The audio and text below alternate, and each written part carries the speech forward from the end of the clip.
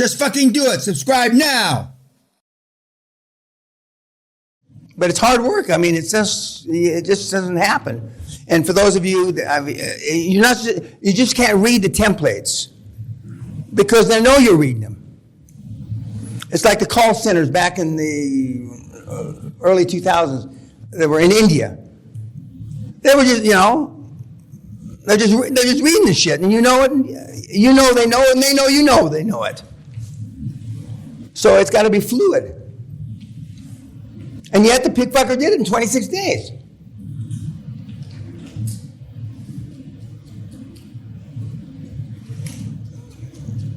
And it's and the kid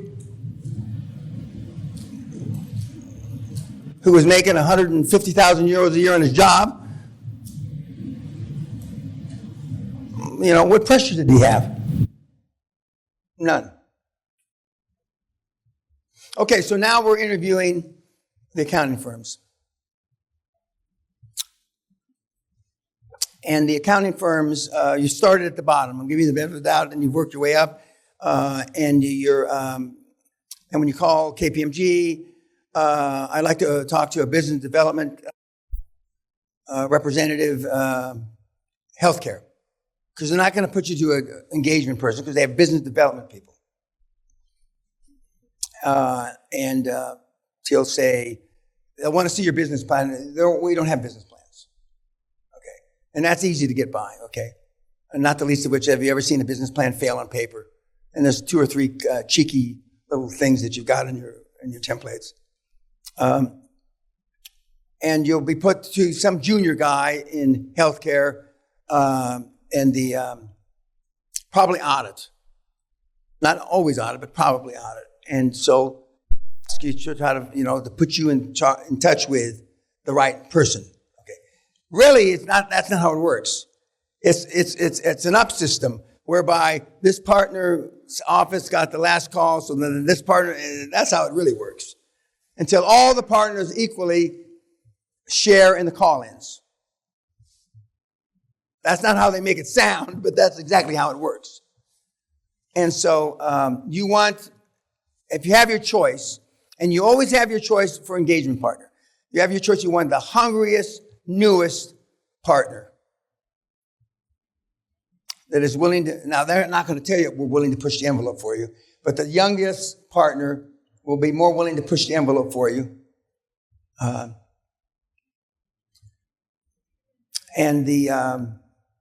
in the speech, my name's Dan Peña.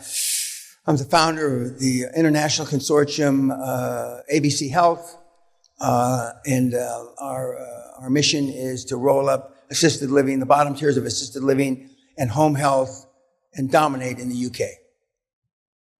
Then you shut up. And the person that talks next loses. This is Sales 101, which you are all experts at, I know. And you want them to sell you.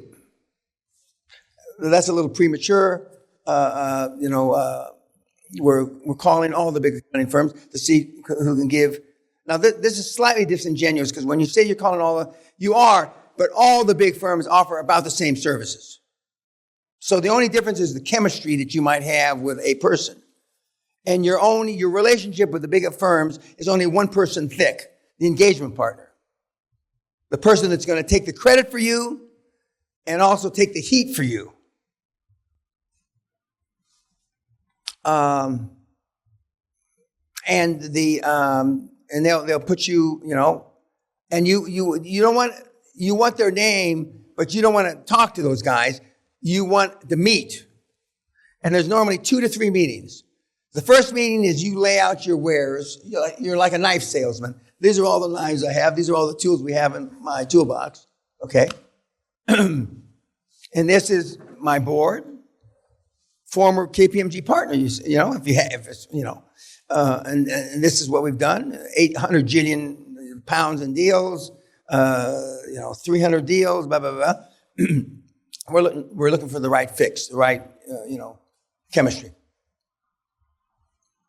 At that meeting, If you go into a meeting and the room's about as big as this platform, now see, I won't sit in a meeting like that, but you need to practice.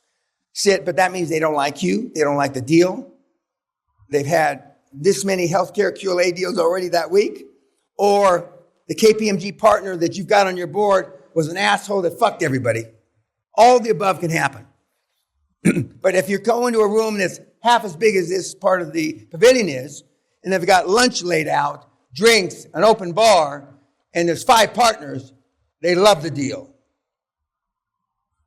They'll have a tax partner, an audit partner, this partner, that partner. And when the managing partner of the office drops in to just tip his hat, you got him.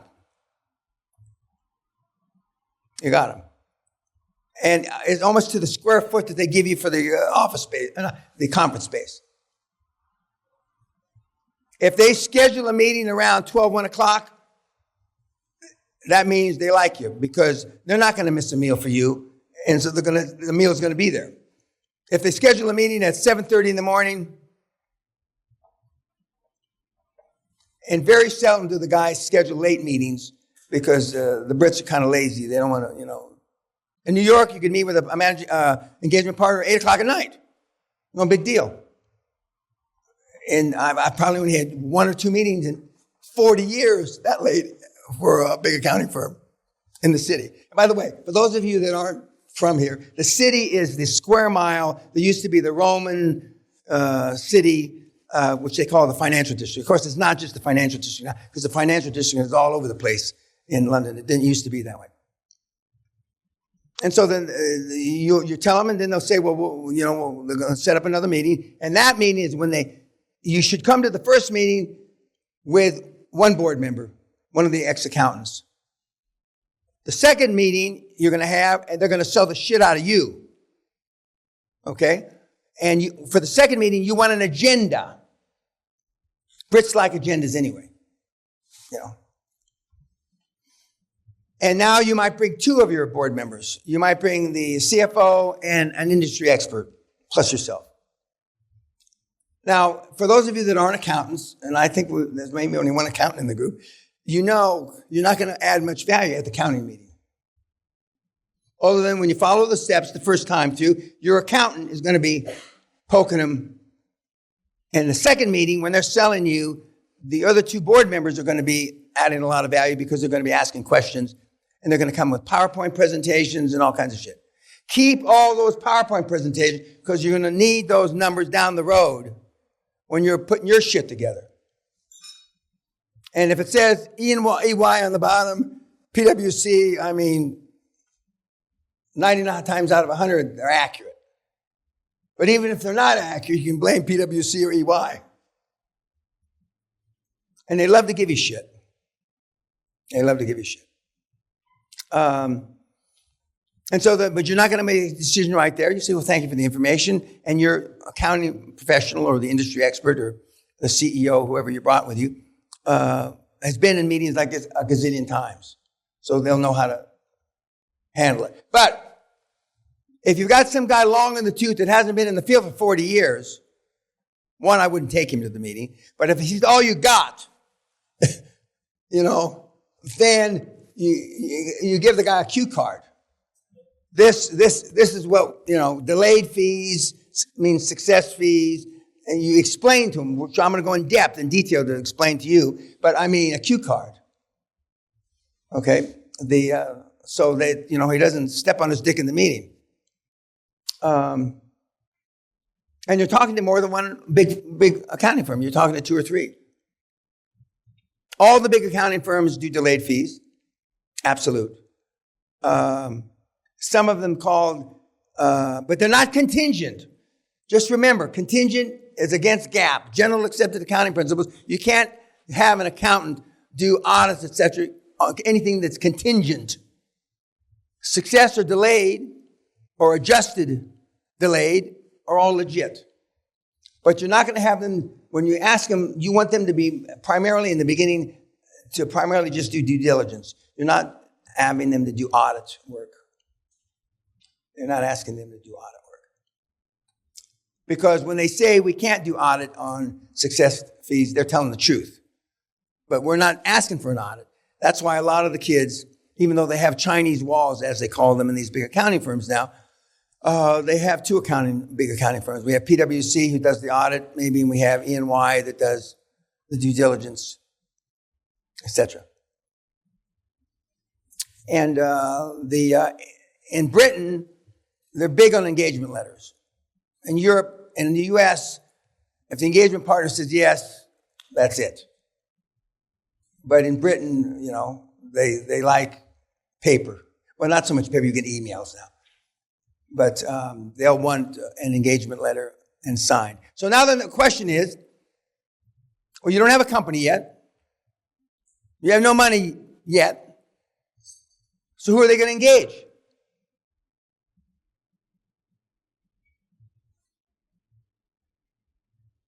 A company yet to be formed, NewCo. And that will normally get you by.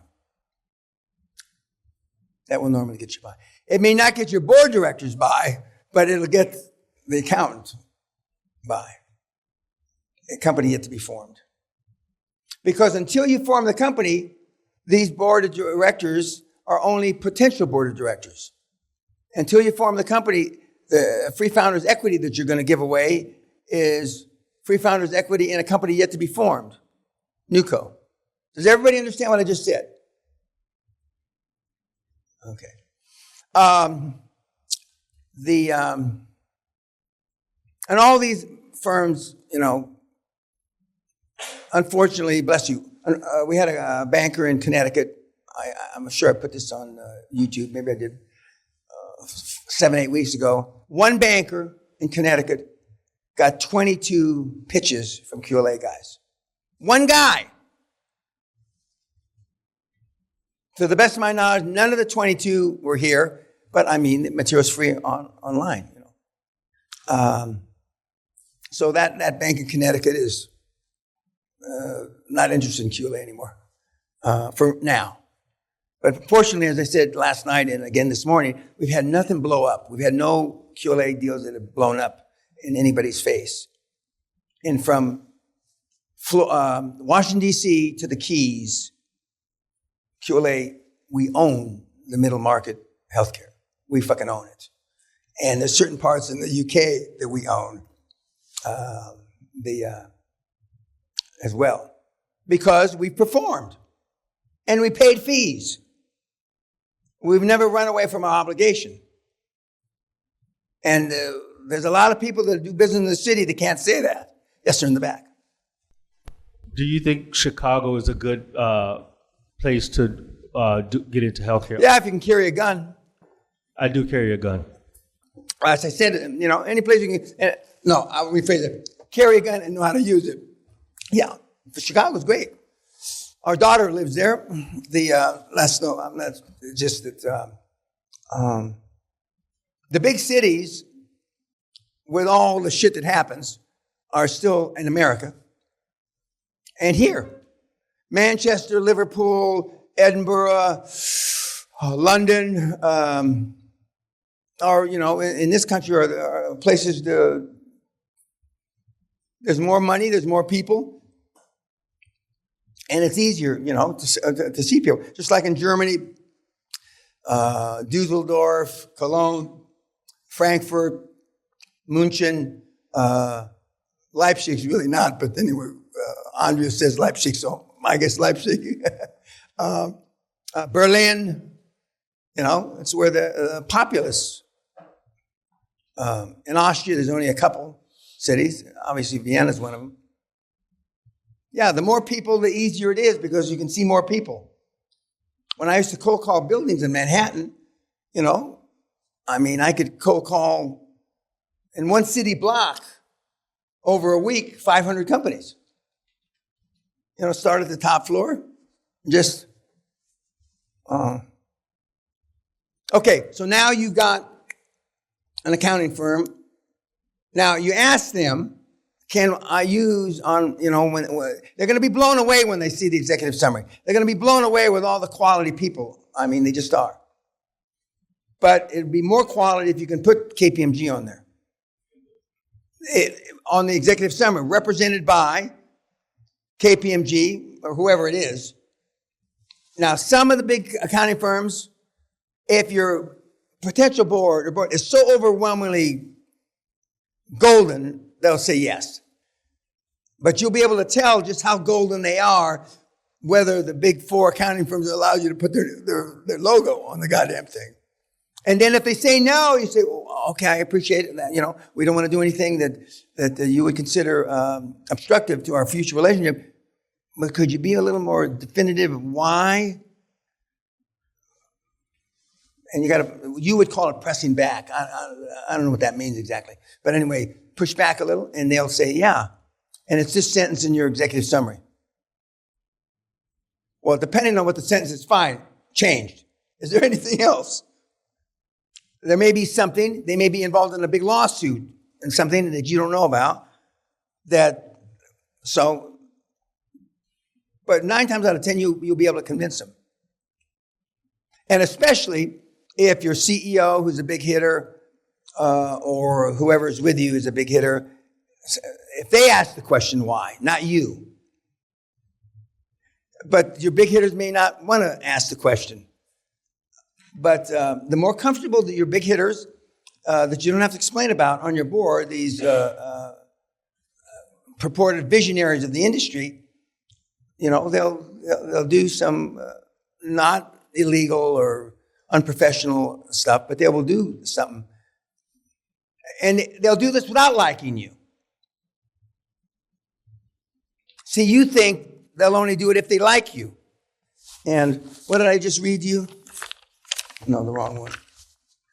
Where did I put it? Over here, in this pocket. Why the most successful leaders don't care about being liked. Today, hot off the press. This is 50 years too late. Inc. magazine. All your life, this is a slight exaggeration, all your life, be friends with Johnny, right? Loan Johnny your toys. Fuck Johnny. You should have had richer parents. More or less, you've all been taught to be liked. Where I come from, I won't say it's foreign object, but first you wanted to be feared. Where I came from. And if you're a female, lusted after. But certainly fucking liked, it never came into that equation that I ever saw. Of course, I'm from a different era. I'm from a different social and economic milieu. But you got to get this like shit, push it back on your database or whatever the right terminology is. Not erase it, but, you know, push it back. But when you get over the speed bump of liked versus being effective, magic happens. The next speed bump is where you can overcome fear. When you become fearless, the world becomes your oyster.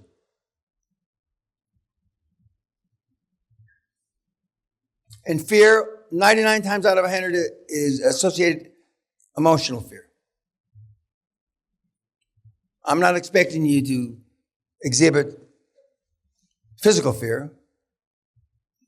But if you physically don't afraid of anything like me, then you sure shit aren't emotionally afraid of anything.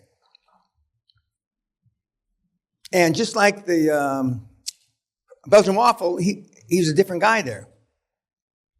He still looked like a skinny college kid to me, but I mean, he's a different skinny college kid now. And 7 deals. So that means he's got 4 or 5 million as accrued to his account, 5 or 6 million. And he's 28. That's a big differentiation. Again, money's not everything, but it's the only thing anybody keeps track of. And by the time he comes to the hardcore in December, I know he's done 20 deals. And it's amazing that these kids can create in 2.5, 3 years, 50, 60 million euros, or 50, 60 million pounds. And Andres, when you hear Andres tomorrow, he has a great little analogy. He says, we bought this business. The guy's worked 30 years building this business up. to about 6 million euro business and about 2 million EBITDA. So the business is selling at 3, so it's about 6 to 8 million worth, okay, in 30 years. We bought it from the guy. In 30 months, we're worth 80 million. In 30 years, he's worth 6 to 8 million. Now, you're not selling that to the motivated sellers. Otherwise, you'll hurt their feelings or whatever. I don't really give a shit if you hurt their feelings, but they won't sell. They won't sell. Or piss on their feelings, but they won't sell. So the scripts that you're going to get are geared to pushing the envelope, but not really pissing them off enough that they won't sell. Now, sometimes if they're really super sensitive, you will push them over the line, and then maybe they'll call you 3 months later, and I've been thinking about it, yada, yada, yada. But so now you've got the accountants. They let you use their logo, Many years ago, I remember I kissed a lady engagement partner on the forehead, and I said, "Thank you very much." And this is before this, you can't touch people and shit like that, She said, "What was that for, Mr. Peña?" I said, "Because I was going to hate to have to go to PwC and get their logo instead of yours, because you're prettier than he is." But see, you say shit like that now, I still get away with it. But I'm not recommending you do that, because you'll be in trouble. We just had a guy arrested last year. You know how in my YouTubes I say, when a bank opens up, there's 3 things you know. They've done a lot of market research, a branch, a lot of market research. They've got endless amounts of money, and they have no customers, right? So you go into the branch manager and say, "Oh, well, what's your lending limit? 50,000, fine. I want a line of credit, 50,000. And the guy said, "Well, here's the paperwork." And he says, "No." He did like I did in my book. "I'm not leaving until I get the 50 grand. 10 minutes later, he had already been strapped down by the security in the branch. 10, 15 minutes later, the fucking Connecticut police show up and arrest him. And all the way, I'm told, "The Castle man taught me. The Castle man taught me. QLA forever." I don't need that kind of publicity, actually, in any format. But anyway, there's certain things that you can't do now that you could do 20, 30 years ago. Okay, so now you've got, you add it to the executive summary, and now the lawyers are the toughest. The lawyers are at the end because they're the toughest. They ask the hardest questions. So you bring your in-house lawyer and the strongest guy you got on your board. Strongest, you would equate to aggressive. But when they see the board and they see KPMG's logo, fuck. In a few cases, maybe 10% of the time, they'll call you up and say, "We're on board, Mr. Peña. You sold so-and-so at KPMG. This must be a good deal, whatever." Because you're given the benefit of the doubt. Every layer, you're given the benefit of the doubt. They did massive due diligence. They did massive research. The deal fucking works. Well, in our case, the deal does work. There's no question the model works. Okay? And so that's how you build the board. And in my case, in New York, I had Governor Hugh Carey, the former governor of New York, on the board, who was considered a financial wizard, genius he was. And so in New York, I had Walter Wriston was my banker, the president of Citibank. Fuck, we could do no wrong. But when you get representation like that, you got to be careful not to fuck up. Because the last thing they want on their career is you to besmirch their fucking reputation they took 40 years to build. And the Brits are really careful about that. Really, really careful. But once you not cajole them, once you prove yourself to them, then nobody circles the wagons to protect you more than the Brits. They whether they invented it or not, I think the Romans invented it, but they copied it. They circled the wagons. And when you have these big law firms and these big, powerful guys on your board, you may think they're doing it all to save you, but they're doing it to save their reputation. Okay, so now you've got you've gone from the chairman to the lawyers, when we start tomorrow, we're going to talk about how you warm up the banks. We warm up the banks even though our first offer is going to be 100% seller finance. But you want as a backup because not everybody's going to do seller finance. That's your wish. But as you heard Graham Carling earlier today, he said, we started 100 seller finance. And if you heard listening carefully, the last deal they did, they bought for £1. And fortunately, all is well. About 3 acquisitions ago, they bought a manufacturing company about 6 miles down the road from here in Angus, saved 200 jobs. Now, in Britain, I still can't get grips with this, and even though I've been here 38 years, they're more interested in saving jobs than creating jobs in Britain. I'm not sure what that, maybe relates back to the coal days of the coal mine. I'm not sure what. But in the rest of the free world, I mean, literally, 100% of the rest of the world is interested in creating jobs, not saving jobs. And it's a big dichotomy. And I've been around some pretty smart guys in politics. They have no answer either. But it's certainly, if you save jobs, and whether you only have a 500 majority, I'm not going to get into this. But, I mean, Boris just lost a constituency with 26,000 majority they had in the last by-election. You can't lose with 26,000 majority. And I think it's the worst defeat. I haven't read through the things yet. But, I mean, he's lost 2 or 3 things in this by-election. And now they're really hot after him, to toss him out. But he can't have another election because he just won a vote of confidence for 11 months. So now they're talking, I was listening to BBC last night at 1:30 in the morning, and they're talking about it takes a special act of God or somebody to rewrite that shit. And if they're talking about rewriting that stuff, I mean, they've